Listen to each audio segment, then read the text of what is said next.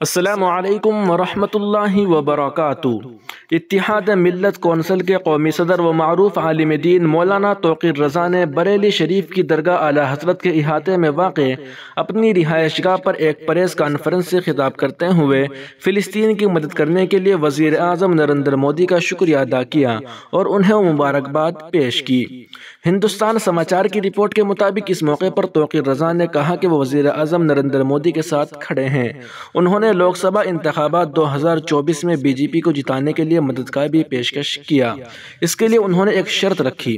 انہوں نے کہا کہ اگر وزیر اعظم مودی کو یہ اعلان کرتے ہیں کہ وہ اسرائیل کے بجائے فلسطین کے ساتھ کھڑے ہیں تو میں انتخابات میں ان کی تائید کروں گا۔ مولانا توقیر رضا کا کہنا تھا کہ وہ کل یعنی جمعے کو اجتماعی دعا کرنے جا رہے ہیں جس میں ہندو اور مسلم تمام برادریوں کے لوگ بڑی تعداد میں شرکت کریں گے۔ پہلے جلسہ اسلامیہ گراؤنڈ میں ہونا تھا لیکن انتظامیہ نے اس کی اجازت نہیں دی اور اب یہ جلسہ 9 محلہ مسجد میں ہوگا۔ اسلامیہ گراؤنڈ کی اجازت نہ ملنے پر توقیر رضا نے پولیس انتظامیہ کو نشانہ بنایا۔ انہوں نے کہا کہ انتظامیہ نہیں چاہتی کہ ہندو اور مسلمان ایک ساتھ بیٹھیں، جس کی وجہ سے انتظامیہ نے اسلامی گراؤنڈ کے بجائے 9 محلہ مسجد کا انتخاب کیا ہے تاکہ مسجد کا نام سنتے ہی ہندو اجتماع میں نہ آئے۔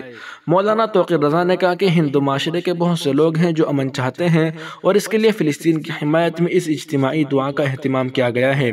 اس میں فلسطین کے لیے دعا کی جائے گی۔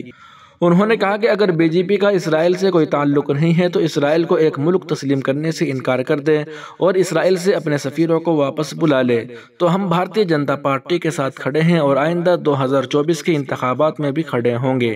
انہوں نے کہا کہ اسرائیل کے مظالم کے خلاف امریکہ سمیت تمام ممالک میں احتجاج ہو رہا ہے لیکن سعودی عرب نے فلسطین میں مظالم کے خلاف صحیح کردار ادا نہیں کیا۔ دنیا کے مسلمانوں کو سعودی عرب کے خلاف آواز اٹھانی چاہیے۔ انہوں نے کہا کہ نماز جمعے کے بعد 2:30 بجے مسجد 9 محلہ میں ان لوگوں کے لیے دعا کی جائے گی۔